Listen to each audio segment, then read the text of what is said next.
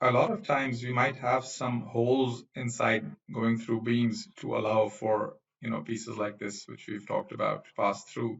And to create these holes, and a lot of times these holes might need to be stiffened as well. So we have a dedicated command for that, which we can use to create these holes inside beams. So what we do is we simply click on the command, select a beam, and then basically show it any point. So I can just randomly show a point over here. And immediately a hole is created at that point, and it's also stiffened. So if I were to select any member, press M key and enter, I can open the macro dialog box, and over here I have complete control over what kind of a hole has been created. It could be a circular hole, it could be a rectangular hole, it could be a hexagonal hole. And furthermore, what we can also do is, let's say it's a circular hole, we can also create lateral stiffness at the top and bottom of the hole as well. So depending on how high or tall this beam is, you might want to stiffen from both sides.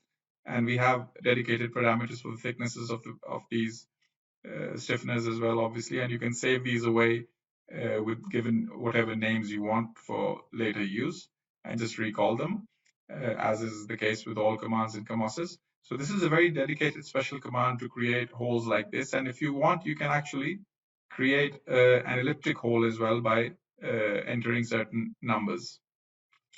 Now, one more option regarding this command is, let me undo this and zoom out a bit.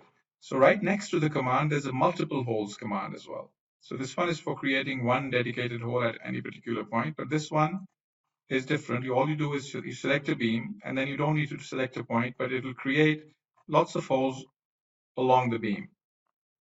And once again, if I were to select any created part and press M and enter and open up the dialog box, over here, you see that you have the normal control over all the variables, but you also have control over the distances.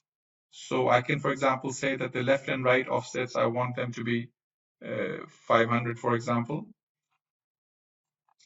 and I want the spacing between them to be 600.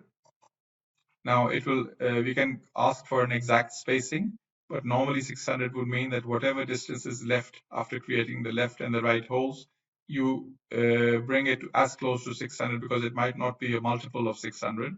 So this is a guideline spacing, but you can also ask for an exact spacing, in which case the first and the last spacing will be changed accordingly. So if I were to do that, I get my holes modified according to the new settings. This is very powerful in a lot of places in steel structures. The roof beams, the beams below the ceiling, they will have lots of pipes and ducting going through them, and you might have the need for these holes. So these two commands over here really make life a lot easier for you.